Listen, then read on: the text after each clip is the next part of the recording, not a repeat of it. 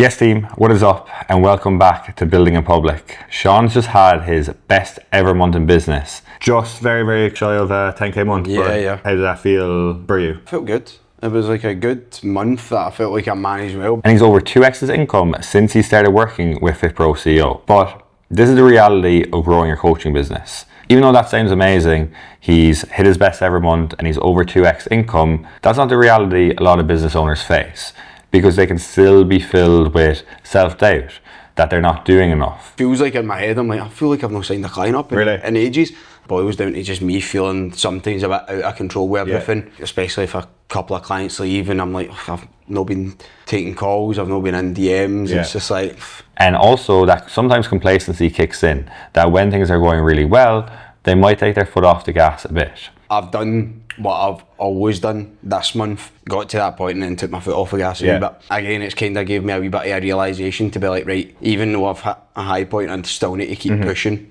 Sean's felt all these emotions. So in this episode, what we go through is one, the mindset of how you can lead and evolve as your business does. So it's like, how can I, one, sustain this level of life, but then two, have the right inputs that not only I can keep it, but I can keep it moving forward and keep evolving with it. It's like finding that balance, which can be challenging, but he sees his potential. He sees the way his business is growing through the strategies that we have and the way that we're communicating together. I feel like I've had more freedom than normal. I've got more clients than I normally do, and I'm making more money than I normally do. So it's still a massive bit of progress, if that makes sense. But the evolution of becoming a business owner isn't always going to be in the same pattern as that. So how can we get him to step up as that business owner consistently, so the record-breaking month that he had in March becomes consistent in April, and by May, June and July, those numbers seem small to him. 2, content. Sean has a great ability to create awareness and engagement, which is really well for top of funnel. There's so many people that genuinely sometimes don't know that I'm a coach. Like, they just think that I'm a full-time just Instagrammer or YouTuber or like, do you know what I mean? It's like, I was going to say that too. Like, I sometimes look at you and would see you more as like an athlete than a coach. But what this content won't do is build trust and authority with his audience at the potential that he could. Even like the way your Instagram is sometimes just like, get a post up. I'm like, there's no topic to it. So of course he is creating trust and authority. He's growing his coaching business. There's people wanting to work with him, but the potential to do that on a much greater scale is huge. So this is an area that we spoke about, how we can do that. Because that's what I always think. I'm like, I'm posting these videos and they're so irrelevant with coaching. And halfway through this coaching session, I'm going to talk you through how you can build one of the most important videos that you'll ever create. It's a step-by-step process of showing you how you can speak to your ideal client and show that you're the solution for them. And thirdly, what you're going to see is one of the biggest traps coaches fall into. I didn't really feel like I could have kept pushing because I'm again it was just me. I was at a point where I was like, I can't really take on anymore. It's hiring. Either they hire too quickly, are not the right people, or the opposite. They don't hire at all and they think they can do it all themselves. For Sean to get to the next level and get there consistently while being able to live the life that he wants, hiring team members for his business is going to be crucial. So we talked through the 2 key team members he needs to hire for his business so he can get to the next level month after month. Strap in and I hope you enjoy the session. I think one, just you naturally are like quite a competitive person. You have high standards for yourself and like, you know, everything you do as an athlete and as a coach. So I think naturally we always keep raising the bar for the standards we set. So it's getting fulfillment from like the impact that you're doing. And I think as well, just like the presence that you get to show up day to day. So I think a lot of business owners and just people in general, they'll like pin their fulfillment and their happiness and their self of worth maybe on like their to-do list being finished or like the next milestone that they're going to hit. But as we both know, those goalposts keep moving. You do a 10k month and all of a sudden it's like, hey, 15k is the goal, or you win a high rocks race and fucking sub whatever, and then the goalposts move because you're like, hey, I need to do this. So what we want to see in terms of like that, like the kind of the work that you do and the milestones that you hit, that's like the game that you're playing. And then the fulfillment comes from the impact that you're making, just the presence you can feel day to day. So like, for example, if you get to the end of the month and you're like, okay, I feel like things are going well. I feel like how I'm showing up day to day, like I'm really, even from a personal standpoint, really enjoying my training, have a good social life, I'm enjoying the clients I'm working with, I'm enjoying making content. like take your fulfillment from that and look at success based around that. 100%. And then the byproduct of that will be, you know, more clients, more revenue, etc. I think that's one. And then you can, when you're kind of assessing, was something a good month?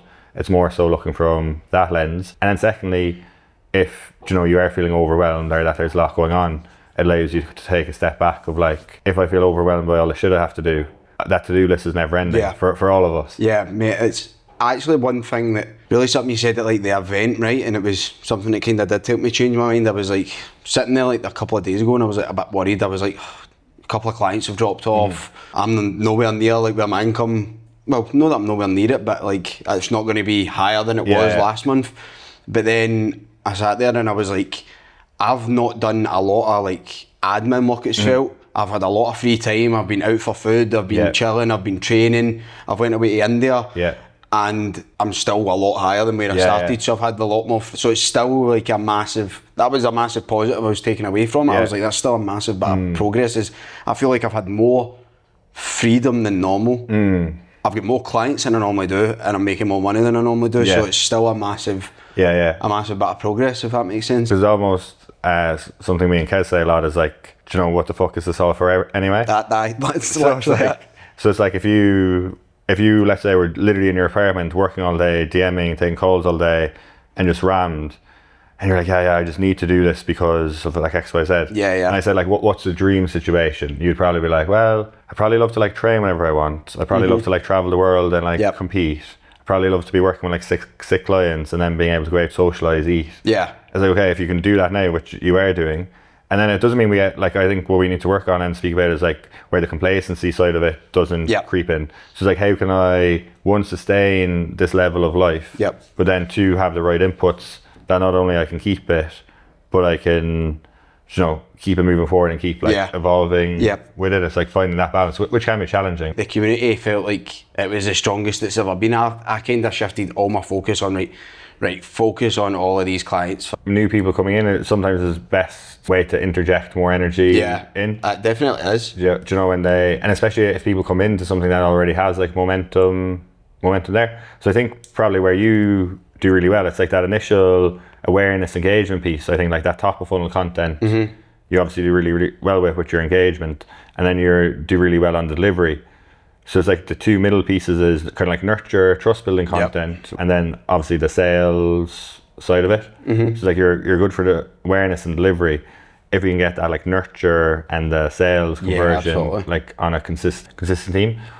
One thing we actually have coming, which is going to be pretty cool, and it's going to help you a lot with the data, is client dashboard, which is going to pull in all your data for you. So you don't essentially have to track anything. All your kind of like Instagram stats, all your YouTube stats, if we get working on email, all those stats, plus KPIs around the conversations, calls booked, everything. How do you now feel, because it can be this weird thing for you now that you feel things have maybe, let's say, like slow down a bit this month just because you've been so busy, then the idea of like hiring someone could be like, so where do you sit on the hiring side of things? That was what I was my next kind of thought, because I feel like it always ends up just tying down to like just being me. I was maybe thinking in terms of like hiring like a full-time setup. Yeah, I'd agree with you. I think that's definitely the next move. I suppose the question then would be like, if they're booking sales calls, do you think if you had a sales call in your calendar, you'd be happy to like honestly, that's exactly how I know it was a missing piece, because it's just kind of sometimes getting the calls booked in, if that makes sense. Like when they're booked in, I'm like, I'm taking them. Again, because I've not took one in so long, like I had one this morning and I felt like I was fucking back to the start again, when I was all over the place.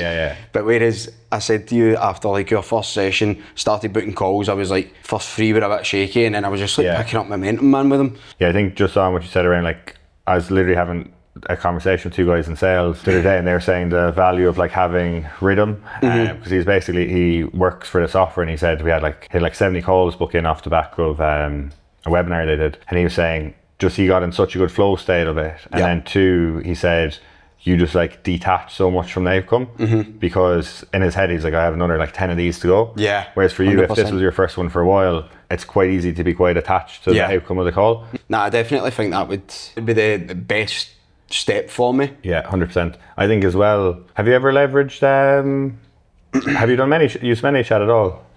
I had it for like when I had launched that app, and I believe I've still got like the account. I believe I still pay for it, but I've never actually used it. I don't think. Okay, cool. Because I was even thinking like if we had someone in place, it could be for the size of your audience and engagement. If we are getting inbound, so like if you have a common CTA, and then you're getting loads of comments, ManyChat set up to like manage that, and then the setter takes over those conversations. Yeah. So then they're not even relying on a huge amount of like outbound because you're getting so much inbound. Yep. A few key pieces that I want to talk through today. It's like, one, how we can do a lot of the like trust building for you. So having a system in place that's like taking care of that. So for example, let's say if you have a comment CTA on a ManyChat, someone comes through, automatically set up, we get their email, then we have an email, and I'll show you everything here, have an email nurture campaign set up. So they're like automatically getting emails from you. So one, that's going to build know, like, and trust. Then secondly, what I want to go through today is a long form kind of like YouTube that you have, but it's going to be specific to your ideal client and like get someone from kind of like cold to warm. And then after that, the setter comes in and takes over the conversation. So now if you think about it, for what you have right now, it's kind of like non-existent, like people might be DMing, but it's kind of like non-existent, the reply rate. So if you take that as scenario one, and scenario two is people are asking for this free thing, you're sending it to them, well, the automation is sending it to them, you're collecting an email, they're seeing emails from you every day, or like for the length of the nurture sequence, then they're watching a long form video from you that's not lifestyle, but like direct to them and kind of like what they want. And then we have a proper setter in there nurturing content. Like that's going to be massive, because then as well, if you think about, not only does this help get more calls booked, how people show up to you on the call will be massively different as well. Like, that's the one thing I've always kind of maybe worried about, is like if the setter's obviously been talking to them one way and then I come on and it's it's just different. And I feel like sometimes they can maybe just tell. If that makes sense. But that sounds good, man. Cool. And then the other thing I was thinking, so I know one thing you were kind of like mindful of was the type of content that you did, and like how your audience would like see it, and you don't want to do content that's not aligned with you, which I'm not telling you to do. Have you heard of the trial reels? I posted one, and it was literally, it wasn't even it was literally a trial of the trial reels. I just literally fired one up just to see like if I had done it properly. So I even think something like that's valuable for you if you're like mindful of like the salesy content and stuff. And I'm not saying to do salesy content, but let's say if you had this like new content idea and it was like you're not used to kind of like doing it with your audience, and maybe you'd end up not doing it. I'm just being realistic about how your mind will naturally work, which could be like, okay, I don't think I'm going to post that because I'm like mindful of it. Whereas the great thing with the trial reel is this is going out to cold audience who aren't my followers, and you can just see how they perform. So if you have like a few ideas and just like run them, and you're like, okay, that's actually performing really well. One, that gets those kind of people into your world because they can like follow you off the back of it, etc. But then two, you can have more certainty about like if it will work well for your audience. Definitely. So I think that kind of gives you like this kind of a clean opportunity where I actually think the trial reels is perfect for me, because I think that is the only thing that I know for a fact I probably could get more calls booked, sign up more clients just by going down like the more direct approach with your content, like of course. Let's even just talk about your own organic content. I would say always just relate it back to like your story, because I think in your head it's like salesy content, but I would just like reposition your thought process around it of saying like more content that like talks more to my ideal client about helping them with like problems they have. So it's like your journey, what you've been through, how can you take something from that and resonate, like get your audience to like resonate and be like that's me, and it's kind of you showing up as that authority. So even for me, for example, like I'll just give you an example of how I can like leverage my origin story. I was a fitness coach that had over 100 clients, like doing all the check-ins myself, and I went from there feeling like burnt out to getting a team of coaches in and doing no clients. So for you, if you were feeling like burnt out with clients, you're listening to me speak and I'm like, so I went from this and now I'm in this position. You'd be like, fuck, that's how I was, or that's how I am, and that's how I want to be. So then ultimately you're resonating with my story, and you'd see me as a person to help you with that. So I haven't tried to sell to you. I haven't tried to make you feel like shit about your situation. I've just been able to tell you a chapter of my story. Absolutely. And then that's resonated with you. And so many people who just resonate with different parts of it.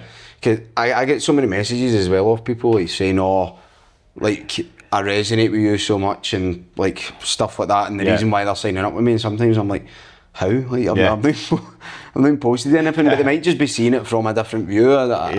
It's interesting, isn't it? How people will, even without you leveraging it or speaking about it, people can still like I've never actually made a video actively like talking about my story or whatever, but mate, that's one thing as well. Recently, the past couple of weeks, I've been thinking is just like getting on top of reels a lot more, because it's my Instagram has just been so quiet, and probably like engagement's been the lowest it's been, and I think it's down to like YouTube, because like just how much focus I've put onto that. YouTube. I've actually got so many videos as well that I've like filmed to put on my story and debated should I post that as a story or a reel, and then just ended up posting it on none of them. So I could probably go through my videos and so many videos just to whack up as either trial reels or. I think what you, because this even helped me a lot, because my biggest constraint for me with my business was always like content, but I would literally only when I'm with Kez film stuff. And I had such a block of like doing it myself. And there was one like mantra I took into this year was like, see something, say something. Literally as easy as that. So, you know, if you had a session in the gym and maybe something happened for you, or maybe like you saw something with someone else, took something from that, and then how you can actually just like relate it. Relate and like take a lesson from it and just like off the cuff go with it. The idea around what I used to be guilty of, and it's kind of seems what you did as well by like putting it off, is sometimes we see something interesting and we like maybe write down, okay, I should speak about this, and then we do film it but we don't post it straight away, and then it's this like stored energy that just doesn't come across. It won't ever come across the same way. So for example, like let's say if we have our conversation today, if something hits me after and I do like an unposted thoughts later, the energy I'll show up with that will be like really... it's just like fresh. It's fresh.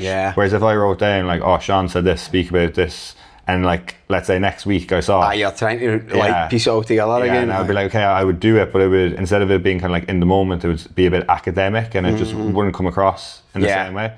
I think that's absolutely spot on, because that's what I do. Like you said, it's like you're kind of then forcing it and trying to piece it all together and stuff. Like any of the reels that I have posted that are like off the cuff, it literally is just like that. It's like just film it there and then. Probably. Perfect example, I filmed one this morning and it's just sat there now and I've not posted yet. So do you think you have like a mental block? I think I must. I don't know why.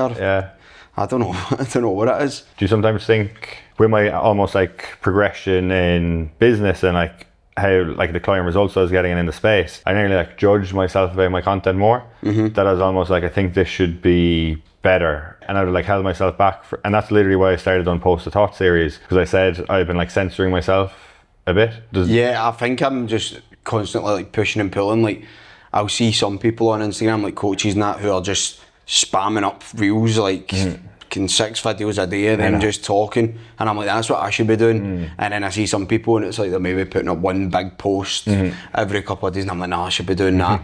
So then it's like that wee individual battle. I was just like, right, should I just post it or not? And then I just don't. I think I just need to start posting, like, because any of the videos that I've done like that have done well. We've got good engagement, and it's like my VA's messaging people off posts that have been liked and reels that have been liked. So if I'm not really firing anything up, then he's not really messaging the right people, I don't feel like, because if it's then a reel that I'm firing up, it's going to be relevant to the like whatever topic.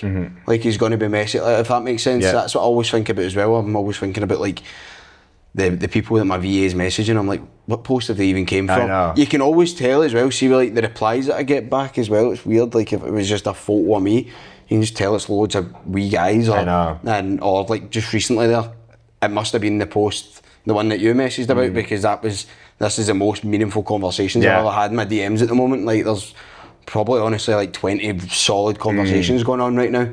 And so that's your that gives you the answer there. That's why as well I think the lead magnets will work quite well for you, because everything kind of comes into a good conversation. So even if you have an opener of like, let's say if you have like a guide on something, and it's like, hey, here's the guide. Are you just here for the guide? Are you looking to improve X, Y, Z? So you can put it in, and you're straight into a question that you're asking them, and seeing how the conversation goes from that. Because as you said, if all your content is not very specific and kind of in that like top of funnel range of just like awareness style content, the conversations off the back of it are going to be like, and that's probably why you end up feeling burnt out in a way, because you're doing like a lot of this like top of funnel awareness content, kind of like surface level conversations that you have to get through all the shit to see if there's any good there. Whereas if you have, you know, more like trust building, authority based content on top of that, because like what you're doing there is good, and as I said, it's not taken away from it. But then it's like, hey, if we just message the people off these ones instead, then the conversations off the back of it are going to be better as well. Actually, one thing I wanted to bring up to that I just popped back in my head when you were wondering about like the different styles of content of like kind of quality over quantity, quantity over quantity, or quantity over quality. I heard a guy say the other day, and it like resonated with me, because I've had similar kind of conflicts in my own head. Well, actually what he said was, how will you know what's good quality if you don't have enough quantity? So he was posting quite a lot every day, but he says, me doing a lot of quantity, I will see what's performing the best good and what's not. Yeah, what's not. Absolutely. So if you're like holding yourself, like if someone's holding themselves back, being like, okay, I'm focusing on quality. One, how do you know if it's quality if you haven't tested it? And if you look at like across a month or a year in terms of what you've done versus someone who's like pumping out a lot. So that idea of like focus on quantity and then you can refine it towards quality, which I think is a good. That's such a good way to look at it, because I'm saying I'm going to just post quality ones and then it ends up just being not good quality anyway. Because you don't know what like I've not put any effort into it. Do you know what I mean? It's just like I'm just giving myself an excuse to post less. Do you know what I mean? That's really all it is. Okay, so what I want to talk to you about now is basically one video that you're going to have on your YouTube, which is going to essentially be the video that you like. Every other piece of content can kind of go here. Okay, let me ask you this question. If you were to say your ideal client, in terms of like the one thing they wanted to achieve, not to put you on a spot, but like if you had like one kind of core, so for me it's like helping fitness coaches build a freedom empire, which means like a big business, but also like the freedom. So like that's kind of what I want to help people build. If you had something, would it be like a Hyrox Pro standard? Would it like, do you think I would say it's the perfect kind of people that I like to help is really just people who are like, maybe even you might kind of be like this.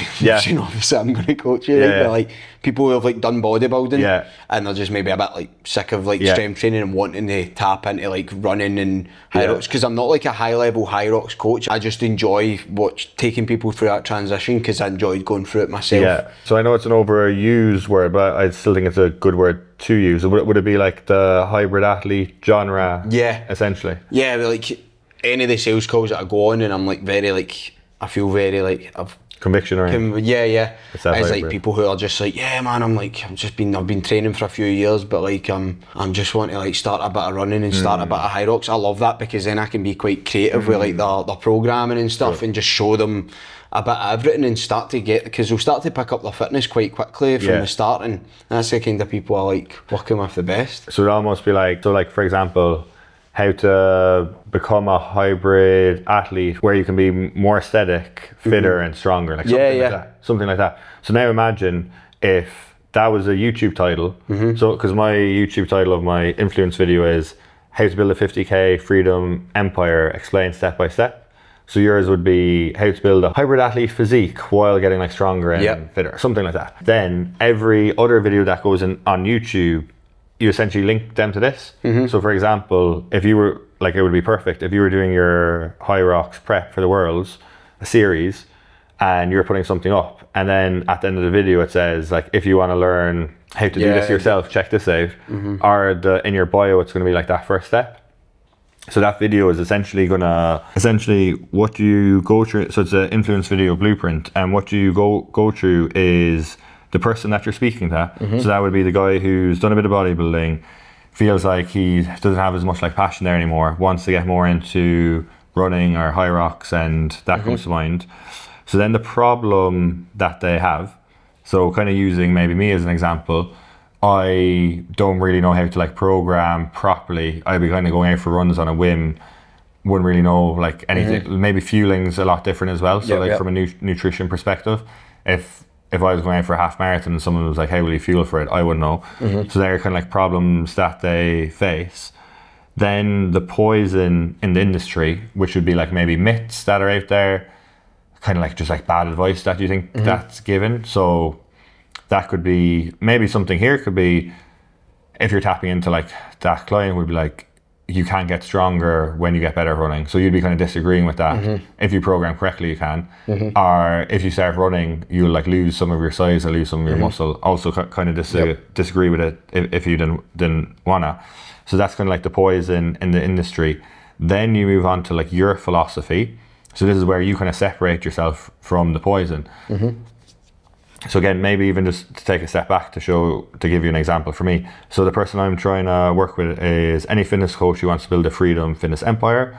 The problem that they face is they feel like chained to their business, which I know you can relate to. It's like if they feel they stop, the business isn't going to be moving, etc., etc. The poison in the industry is that people think the only way you can scale is by like burning out, etc., etc. My philosophy is I want to help people create a business where they can actually enjoy it. They can live a life that they want, but they can also earn a lot of money while doing it, etc., etc. So going back to you, your philosophy of how you're going to separate yourself from that is because you've been through both. You've been through the bodybuilding prep. You've been through marathons. You've been through high rocks. You know what's needed for someone to like essentially gain all the attributes of all these situations. So now you're kind of talking about that. Then the plan will go on to essentially you talking about your like unique mechanism or your pillars in your way of like doing things. So I have an exercise to help you build this out, but it would essentially be, okay, so for us to help you do X, Y, Z, this has to be your way with nutrition, this has to be your way with training, just explaining that. And then we move on to like proof of some of the results. So even that guy you used yesterday, you can be like, Johnny, here's an example. He came to me, didn't really know what he was doing, knew he wanted to do a high rocks, etc., etc.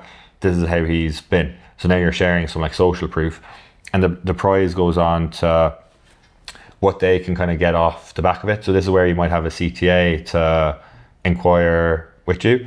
So you could be like, okay, if from everything I said, this sounds like something you'd be interested in talking about more about, just click below, bring you to my Instagram, DM me the word this, or you could have a link to booking a call, depending on how you wanted it. So does that make sense? It's such a good way to structure it. Yeah. So basically what I'll send you is I have a custom AI tool and it's going to help you like script out a video for it. So it'll ask you on all those stages, like the person, the problem. I'll just even show you here. So here, basically you'll take notes on each of it. So the person, who exactly are you talking to? What's their current stage? What's their personality like? What are their biggest aspirations, etc. So then you just write down notes of like the exact person you want to work with. What have they already tried and failed at? What annoys them most about fitness right now? Poison, exact like toxic beliefs or bad industry advice. Then philosophy. What do you believe about fitness that goes against the grain? Why does your approach work better? What's your mission for clients?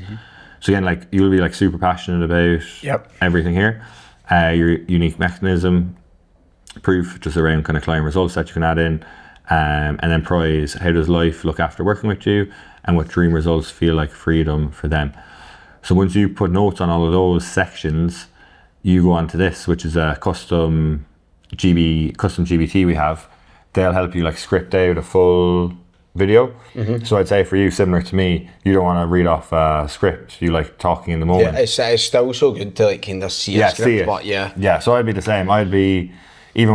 So there's been one time that I've actually like read a teleprompter with Kez for one of my videos, and after doing it I was like never again, because I just didn't come across in the right way. 100%. So when I filmed this video, I like had a script written out, but it was more so like the bullet points of each section, knowing what I wanted to talk about.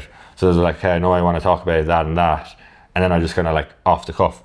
So it was meant to be, I think it was meant to be like 15 minutes, and just because I like to ramble, it ended up being like 22 minutes. So because I didn't script it, it was end up being longer, but like I prefer that kind of like authenticity part of it. Definitely. So that will be something that's on your YouTube to one, link other YouTube staff, but two, even more importantly, I think, is in the DMs for you, because anyone who kind of comes through says, you can send them that. Just send them that, and like how much that's going to warm people up. If people say, hey, I have a coach right now, but like love your stuff, cool, if you're interested in this, watch this video. Plants the seed for the future. That's actually, like, just as soon as you said that, I could already think of about 10 conversations I've had where that would have been so useful. Because I was just like, right, what do I even say next to you? And then secondly, even from an outbound message perspective, if you're like, oh, I don't really know what to say to people, you could say like, hey mate, I just filmed a video going through how to do XYZ. Let me know if you want to see it. My outbound message about the video I have was probably my most replied to message. And then I'm sending them a video which is giving them value, because it's like you're selling without selling. So you're, basically, and warms them up a lot. So that's one. Then two, if people haven't seen the video and they book in for a call, hey, looking forward to our call in like 2 days. Here's a video to check out just a bit more about how I work beforehand, etc. So those things work great. Then like going back to the ManyChat automation, we send them a lead magnet, say, oh, in the meantime, like check this video out. So now you build it once and it's there once, and then it can be utilized in so many things. Definitely, mate. I think that's something I want to get on. Yeah. Do you know, I just had like loads of clients on board this week, and it's just felt a bit more chaotic. And you might have a few days that don't go to plan. That's the same as, you know, a lot of businesses. So it's not that we can like completely get rid of that feeling, but it's how we can kind of just keep, where you can almost like feel like you can always keep your gas on the pedal. Yeah, that's exactly what I want to be able to happen. Like the point where I got to, probably like the end of March, highest like income, highest amount of clients. I probably knew I should have just kept pushing, still sending messages, still booking sales calls. But again, I've just stopped that. And then again, that's where I was thinking like the setup would, because if they were just still in there having conversations, booking calls, I would just be jumping on the calls as well. Exactly. And again, that's why I'm still kind of happy that wee kind of drop off point has happened, because it's just again reinforcing that I do need to keep pushing. But the only thing that was putting me off just keep pushing was it's just me again, because I was like, right, if I book more calls, take on more clients, then it's going to be more onboardings, then I'm going to start forgetting about all our clients, and then clients are going to drop off, and it's just that wee kind of mini heart attack you have when it's your shoe, you know. Well, okay, so definitely we both agree, full-time setter coming in. So do you have any, I'll send you over a few trainings on it. How I'd usually set up with a setter is you want them to be commission based. Commission based, But I give them like a set base pay. So I did with my fitness business was 800 USD base pay, which is about, in pounds, what's that? Maybe like 600 and something pounds, and 5% commission of cash collected on the call. So it's literally just that call. So if someone signs up on a monthly, they'll only get to 5% from that initial. So if someone signs up on $250 a month, it's like $1,250. If someone pays like a $1,500 paid in full, they'd get 75 pounds. So like if they get paid in full, they can make more, and obviously if it's a monthly, they'll just basically what you make on the call. So they're going to try push for it. So that works well, because one, you have a fixed base where you're giving them something obviously for their work, but you're incentivizing them and then as well you have this relationship where you both want to win. Whereas let's say some people make the mistake of just doing base pay or just like a wage, and then for them it's like, okay, obviously I want to do good enough so they keep me on, but do you know, it doesn't make a difference to me. Paid anyway. Yeah, they're getting paid anyway. So as long as you're happy enough to keep it going, how you do doesn't matter. Whereas then you can both celebrate your wins. And then from your perspective as well, if you ever give like a high amount of commission, like if they send their invoice and there's loads of commission, you feel good because you're like, I know I've made a lot as well. There's never resentment. Whereas if you're paying a lot to someone who is just on base and you feel like it was a poor month or they didn't really show up in the right way, that's when like some resentment can kind of creep in from doing it. So that kind of like bulletproofs the business in that way. So yeah, I'll help you. Is there anyone in mind that you have, or like are you kind of like completely open? Well, the the VA that I've got just now, like I said, I don't know. It maybe just be a conversation I need to have with him to see if that's something he's done before. Or one of my old clients, he had mentioned me, this was just before. I think I told you about it. Seeing, because he actually really just, he was my client for two years.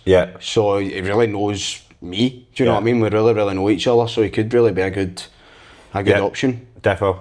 So that's one to consider. I can look at, there'll be a few people in terms of like placing one for you that I can look into as well for you. Biggest thing with a setter is like you just want to see, you know, someone obviously showing intent, someone you can rely on. Because at the end of the day, they're going to be like the lifeblood of your business. So there's consistency there from them. So for us, it might just be you scheduling in one time block, maybe an hour a week, where you can look through the conversations, make notes, say I've done this differently or I've done that, and, you know, give them feedback so they're always upskilling. So I would usually, and eventually in the future, you know, if the team gets bigger, we have a coach in there, you have more time, I'd nearly do like a daily update with them. Like that would be like gold standard practice of like training in your setter, but I also want to be realistic for your schedule and what you actually get done. But even if it's one time a week where you're reviewing stuff, giving them feedback. So any other question on the setter? No, it's definitely it's definitely interesting me. Like it's, no, I think you need it. I think you just need so it as well. That was what I was maybe wondering as well, was like how quickly do you think I would need to look at a point where hiring another coach? Like that's what I was just going to ask. Would that then need to follow like pretty quickly off the back of it? But if we get that and there was more calls booked. Well, what I would say to you, I would nearly be saying not even to wait on the coach, because I think the cycle you could go, that we just discussed that you're going through, sometimes even unknowingly comes down to knowing, because at the end of the day, like, you are comfortable because you don't necessarily like need more clients. You like, you know, we want to make more money, we want more revenue, but when you're as busy as you are, there's going to be a comfort associated with that. So if you're like, oh, I'll take, if I hit 50 and then I'm going to be at like my max, then I'll hire a coach. I'm just afraid to do that now, because anytime I get to 45, I lose a few and then put it back or whatever. But what I would just say to you is that ends up happening because even if there's a subconscious part of you, you're not going with the same relentless attitude of like trying to. Absolutely. All that's happened at the moment, which isn't a bad thing at all, is I've just got busier. I've just got more clients, but it's like, again, I want to keep getting busier and busier and not have less and less time. Like, do you get what I mean? 100%. And that's what I think like the hiring is going to obviously help with. No, 100%. And I think this is where, and you may have heard me kind of say this before, but like, so my like long-term goal with you is to, you know, give you the profit with your business to do anything you want, give you the time to do anything you want, and obviously have the impact that you're having with clients. Maybe having like more revenue aside to feel confident to invest like back into hiring someone and stuff. Because you can kind of see that making sense. I think we're in a position where, to be honest, we need to hire both a setter and a coach. And I think the good thing for you from a coaching standpoint in terms of how we'd set up the payment structure is you're paying them per client. So it's not going to take away from the business unless the business is earning. So, you know, some coaches will like just get straight into like like paying a salary or a specific amount. That always ends up putting like pressure back onto the coach straight away. So I think it's all about how the expectations you go in with individuals. So if you say to them, if you say to the coach coming on board, like, look, this isn't full time, this is very part time to begin with. The goal is that you'll have a full roster of clients. But for me, this is the first time that I've been like getting a coach on board, or like, and I'm very mindful of like who I hire, because I take this seriously. So like, I'll be drip feeding you clients. You'll get paid per client. If things are going well, you'll build up client base. Do you know, they're making money from other avenues. Are they a PT in a gym? Are they doing something else where they can kind of come into this where it's like a bonus as opposed to like putting the pressure on you? That's just from my experience what has worked best for giving them the right expectations. Is there anyone who, obviously without naming names, but there's people who come to mind? Mate, there is. Again, it's a long-serving client. I mean, there's two kind of people just sitting there, and that was always the point. Like, I was actually coaching them still both at the same time, and Peter was saying he wanted to become a coach and stuff, and again, he's he's actually now like went into High Rocks and performance himself, just qualified as a PT last week. Oh, sick. So he's like fully qualified and stuff. 100%. I suppose a good part for you. You wake up tomorrow, you're potentially speaking to him about coming on board. Where's like the biggest apprehension now? It could be like, I wouldn't even know like how to train them in, or I wouldn't know how to do X, Y, or Z. Yeah, that's exactly it. Is that what it would be? Yeah. Okay. So I think the biggest thing for training in a coach, I think at the end of the day, like there's so much you can teach. So for me, I always just try to keep it as simple as, can I get a coach efficient enough where a questionnaire can come in, he knows how to program for the client, and he knows how to communicate with them. He knows when a check-in comes in, how to respond, how to communicate, how to make changes. Yeah, is it maybe, that's what I was thinking, is it maybe just like having a few different like typical clients, or like a example of a client, for example. So you do nutrition program, training program, is that the two? So basically, you have a conversation with him, he wants to move forward with it, then I would send him contracts of kind of like the proposal of things. I'll send you over examples of that. So then you kind of have all the terms and conditions, you make sure he's happy with it, he agrees with it, because you don't want to waste your time if you know there's anything there. Yep. You send that over, he says, yeah, sounds perfect, great. And then you're like, hey, training process will start. I would take nutrition, jump on a call with him, and you go through like, hey, this is how I kind of like think about nutrition and program. So it'll be like programming around, if it's a performance-based goal, if it's a physique-based goal, how you kind of set things up, your philosophy around it. And off the back of the call, say, okay, I'm going to send you 5 questionnaires. Obviously, the good thing for you is you have them all there, so it doesn't mean you have to go making them. So just pick. I would almost like think about 5 like different kind of clients. You're like, we had that vegan who signed up, we had that fella who's in High Rocks, we had that fella who wants to do a shoot. 5 different scenarios. Send it to him and say, okay, you have like 3 days, whatever. I want you sending me back nutrition plans or like macros or however you do it based on these people and the rationale as to why you've done it in that way. So not just the plans, but his thinking behind it, because you want to see, okay, is he guessing or does he have a good thought process? You review them and you'll either be like, yeah, everything's perfect, happy to move on. Or there might be things you need to like go through that you're like, okay, he actually needs a bit more time here. I thought he might be better than he was, or a bit more able to. So then once you have that sorted, I would do the exact same with training. Have a call with him on programming. So yeah, if we have a guy who wants to improve his 10K and he comes on board, this is how I kind of think about programming for running. This is how I program for High Rocks, etc., etc. And then very much same thing after the call. 5 questionnaires, write out the training plans based on the questionnaires, gave a good few different scenarios, got the training plans back, the rationale, was happy with things. They essentially, if a new client comes on board, I'm confident they're going to program and plan the right way. So that's tick number 1. So if we said that was week 1 nutrition, week 2 training, then week 3 would be around kind of like client check-ins and communication. This is probably, for me, I definitely found this was the one that took the most amount of time to get right. And it wasn't actually that they were saying anything wrong, it was more so like how they were communicating. Do you do like looms and stuff? Yeah, so something like that comes maybe natural to you, you just assume it will come natural to them. I know. But they might be like quite nervous, they might seem quite robotic. And the way we need to think as coaches is like, the way I used to think about it was like the first coach I hired, I'd watch his video feedback and I was like, okay, if I was a paying client, would I be happy that this person is my coach? They haven't said anything wrong, but you like you want conviction. Like you want the good energy, you want to like, you know, make it enjoyable, all that stuff. So yeah, they just like, he's like, yeah, I'm just like really struggling with the videos, or you know, you might like you might be a minute in and you might sneeze, and you're like, oh, and then you'll be like, sorry about that, and you just keep going. Whereas like for them, if they sneeze, I have to start the whole thing over, because they wouldn't has to be perfect. It has to be perfect. So I think the looms would definitely be a good way for like the training. Like if you were giving them example clients and stuff, and you say send me a loom video of.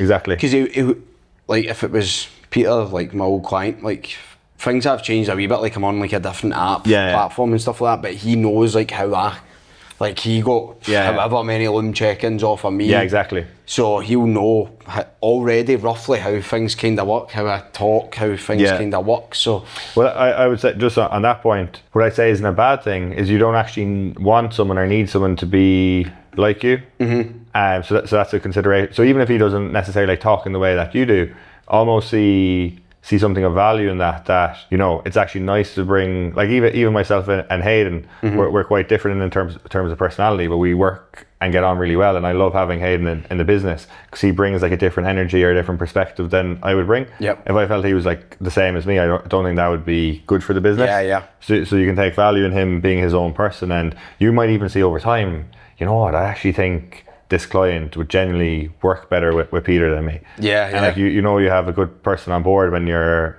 saying that. So like there'll be coaches who come in and I'm like, no, I actually think Hayden would do a better job than I would on this, and like that's a cool position. So yeah, so then that week of the check-ins, as you said, so I would again send like 5 random check-ins from clients. You could kind of think of like awkward check-ins you got, or like difficult scenarios, and give obviously a bit of context, saying like, let's say if you have a client, Mark, and he's 8 weeks in and you just want to send his week A check-in for him, you'd obviously give a bit of context, being like, okay, this guy, he's been getting on like this was a check-in this week. I want you to respond like you're the coach, you just received this from Mark. I want you to get, like, do lean back to him in terms of like what you'd say if you're making changes. If you are, what's the rationale? If you're not making changes, what's the rationale? So I want you to send this like I'm Mark.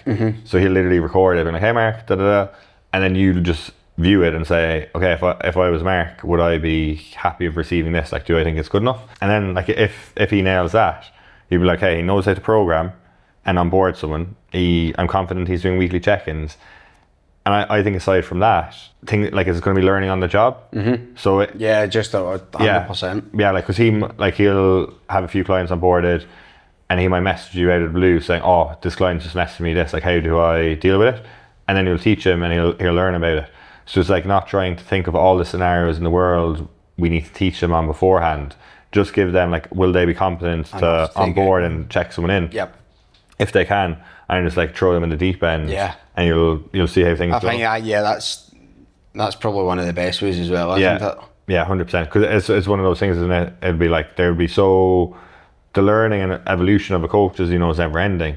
So if someone like waited until you felt the coach was like in a perfect position to start, obviously like going back to, if any of those things are not good enough, it's making sure they're drilled in. But once you feel confident there, I think that's the confidence to get someone started. Yeah. And moving forward. So what we'll do, you will reach out to him. Yep. Just say that you're looking to get a coach on board. Would he be interested in having a chat? I'd probably set up a call just so you could kind of talk through things. I would say more so if you maybe didn't know him as well. I think the fact you've been working with him 2 years, it's probably fine. Yeah, it's honestly, it'll be such an, like, I've already dropped a hint to him and he was like, yeah. He literally never even hesitated. He's obviously just started PTing in a gym, but again, I think I don't imagine that would obviously be a problem. No, so it depends then on terms of like how you want to like advertise the coach. People could know you have coaches and you keep it quiet. You could have him, if you wanted, would you want him to like change his like branding on his page? I don't think he really has like any branding at the moment, but I think I could just obviously get him portray it as like, because he'll probably just start filling up with some one-to-ones and he'll struggle with the online. It's the same way that most people are. He's not really got an online presence. He isn't talking on stories, so I don't really imagine him taking on a lot of online clients. So like with two coaches in particular for my fitness business, they both had online businesses, but I knew it was at a level that they would like happily jump ship from it and work under us, which they both did. And I just kind of said, like, part of the agreement, you can't promote your own brand going forward, like you fully work under us. If you have had online clients who've signed up, we're happy for you to keep that, but like moving forward, everyone's kind of like true business. So that was just, sometimes I'll see, it depends on the business you want. I think from speaking to you, like what you put on your onboarding form was like you want a big brand and a team of coaches, so you want them to all like feel like the brand and identify with it. So I think you should have a similar mindset of it's putting like your business name in the bio and everything like that. I think just from knowing him as well, I think he's very much the type of person that just likes being part of something. Yeah. Do you know what I mean? It's not like he wants to be the person that started this something. Yeah. He just likes being part of it, and especially if it's me and like he trusts me, knows me a lot. And I was like, PT's fine. No conflict there. Do your in-person stuff. If you have clients, great. He's probably not going to get that many online clients anyway where it becomes an issue. It's more so that you don't want him promoting his own online. It's a bigger thing. So absolutely. you can promote in person. Online is my brand. that you're promoting. If someone messages you for online, we can cross that bridge when it comes to it. But, you know, I don't think it'll even be an issue that has to be discussed. Like even for our coach, like my mindset, and I think this is the best way you can be, especially with your size audience, is I'm not getting a coach on board for them to get clients through their channels. Like you have an abundance of people that can turn into clients from you. So you just need coaches there to help you facilitate the growth of the business.